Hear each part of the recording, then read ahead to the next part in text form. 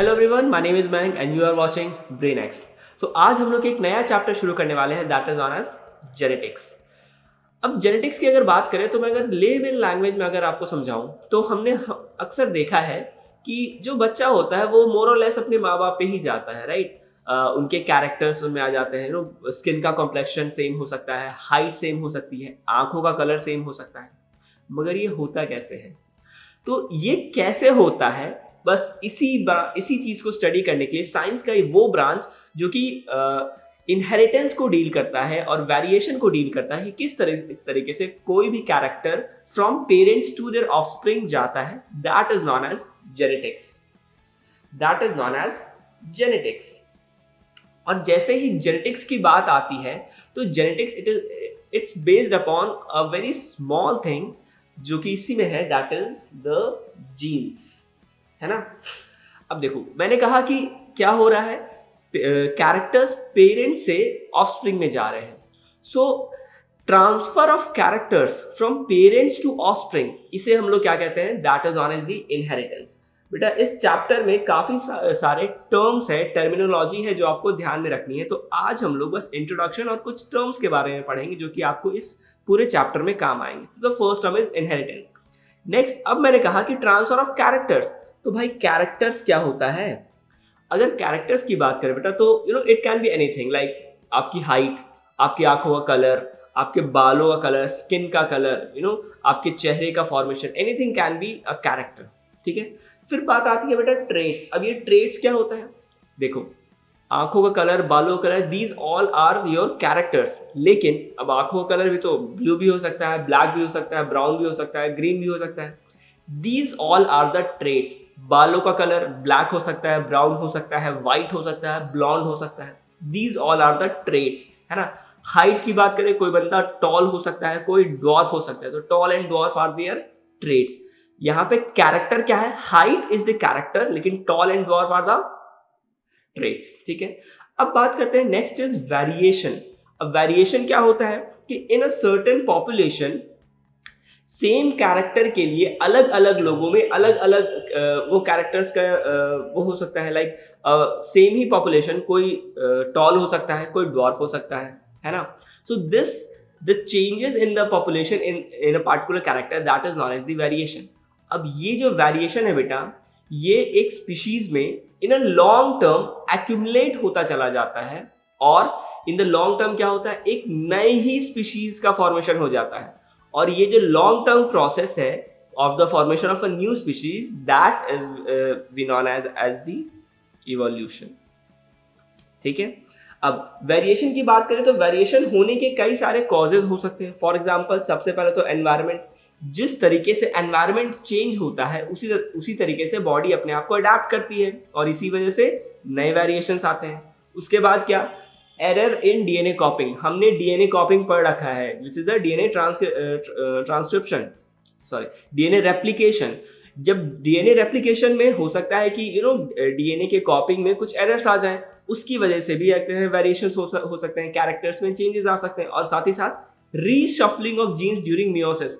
हमने मियोसिस में ये पढ़ा था कि क्रॉसिंग ओवर हो रहा था। अब उस क्रॉसिंग ओवर के टाइम पे हो सकता है कि कुछ जीन्स रीशफल कर गए होंगे, जो जीन्स कहीं और जाने चाहिए वो कहीं और चले गए होंगे। सो इसकी वजह से भी वेरिएशंस हो सकते हैं। नेक्स्ट, अब बात आती है कि जीन्स बात कर रहे हैं। अब ये जीन्स होता क्या है? तो अगर मैं पहले एक सिंपली डीएनए का स्ट्रक्चर बनाऊं तो ये कुछ ऐसा स्ट्रक्चर होता है ना।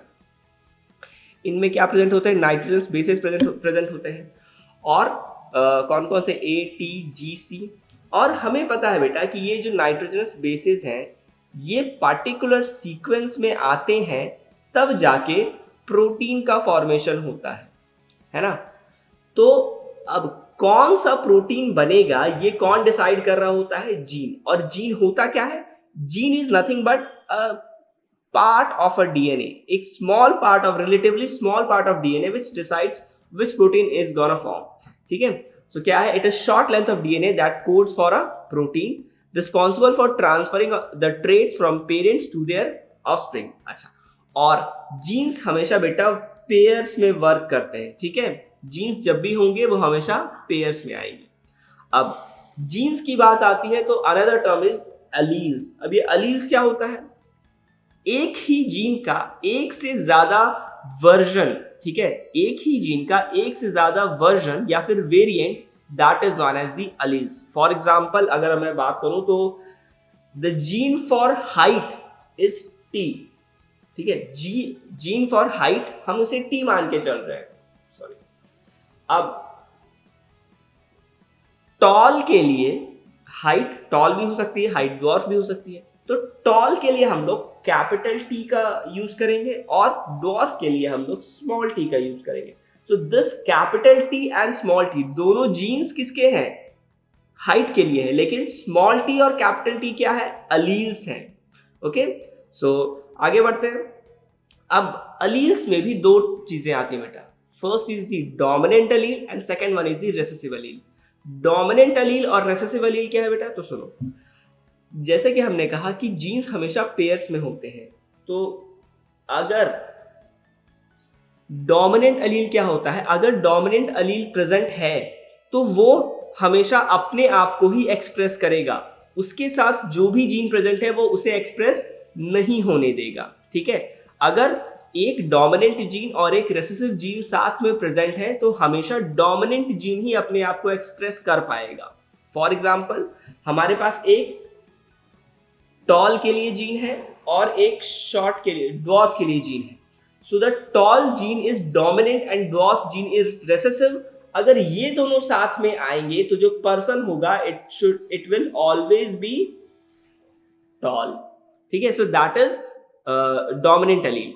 अब बात करते हैं रेसेसिव अलील की।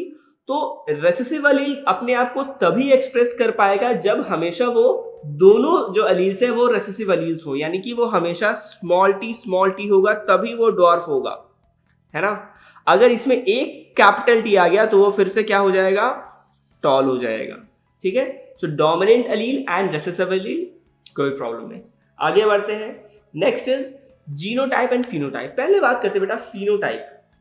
फिनोटाइप क्या है, अगर हम किसी पर्सन को देखते हैं तो हम देखते के साथ कुछ कैरेक्टर्स को बहुत आसानी से बता सकते हैं, वो लंबा है या नहीं है, उसकी आंखों का कलर कैसा है, उसकी स्किन का कलर कैसा है, उसके बाल कैसे हैं, है ना। By seeing we can tell what kind of characters he have. तो ऐसे कैरेक्टर्स जो कि मॉर्फोलॉजिकली अपीयर हो सकते हैं, जिन्हें मॉर्फोलॉजिकली देख के बता सकते हैं, that is known as the phenotypes, ठीक है। So what is phenotype? It is the observable morphological appearance, ठीक है। For example, the person can be dwarf or the person can be tall. That is phenotype. लेकिन अब बात करते हैं genotype की। तो यहां ध्यान देना चाहिए बेटा कि वो पर्सन टॉल है, तो टॉल होने के पीछे का रीजन क्या है, रीजन ये है कि उसके जो जीन्स हैं वो टॉल वाले जीन्स हैं, ठीक है। तो उसके फिनोटाइप का जेनेटिक रिप्रेजेंटेशन उसे हम लोग जीनोटाइप कहते हैं। अगर मैं सिंपल समझाऊं तो कोई पर्सन टॉल है तो उसके जीन्स क्या होंगे, या तो वो कैपिटल टी होंगे या तो कैपिटल टी स्मॉल टी होंगे, ठीक है। So tall, being tall is the phenotype, while the genes responsible for him to be tall, that is genotype. Okay, now अब बात करते हैं two types of generation, F1 generation and F2 generation. यहां क्या होता है, जब दो पेरेंट्स पहली बार मेट करके एक ऑफस्प्रिंग प्रोड्यूस करते हैं तो जो फर्स्ट ऑफस्प्रिंग प्रोड्यूस होता है that is known as the first filial generation और द F1 जनरेशन। अब फर्स्ट जनरेशन F1 जनरेशन जो है वो दोबारा रिप्रोड्यूस करके एक नया जनरेशन जब फॉर्म करेगा that will be known as the F2 generation और द सेकेंड फीलियल जनरेशन। अगर मैं ऐसे बात करूं कि कोई एक मेल है और कोई एक फीमेल है, अच्छा मेल और फीमेल का ये जो सिंबल है बेटा, ये पता है क्या है, male is shown by this symbol and female is shown by this symbol. ऐसा क्यों? पुराने ज़माने में जब ये सिंबल्स का बनाया जा रहा था तो उस टाइम पे ऐसा माना जाता है कि जो मेल्स होते थे वो they goes to war, right. So this symbol indicates, this is the, ये जो एरो है दिस इंडिकेट्स द स्पीयर, और ये जो राउंड लाइक स्ट्रक्चर है वो जो कवर जो होता है दैट इज दैट। और वहीं जो फीमेल के लिए जो होता है, फीमेल के लिए कहा जाता है कि वो घर पे बैठती हैं और they use the mirror for अपने आप को सजने संवरने के लिए। So this indicates the mirror. So that is how the male and female symbol forms. तो उसकी बात करते हैं. So these are the parents, these were the parents. Parents जब पहली बार ऑफस्प्रिंग प्रोड्यूस करते हैं तो जो फर्स्ट जनरेशन बनती है दैट इज F1 जनरेशन. अब F1 जनरेशन जब दोबारा से रिप्रोड्यूस करके एक नया जनरेशन बनाएगा that will be known as the F2 generation और the second filial generation. Okay, now अब लास्ट में बात करते हैं बेटा होमोजाइगस एंड हेटेरोजाइगस. होमोजाइगस क्या होता है और हेटेरोजाइगस क्या होता है? अगर सेम अलील्स साथ में हैं, अगर सेम अलील साथ में है तो that would be known as homozygous, और अगर डिफरेंट अलील साथ में तो that would be known as the heterozygous. क्या मतलब है? अगर दोनों कैपिटल टी दोनों कैपिटल टी है तो that means that is homozygous toll.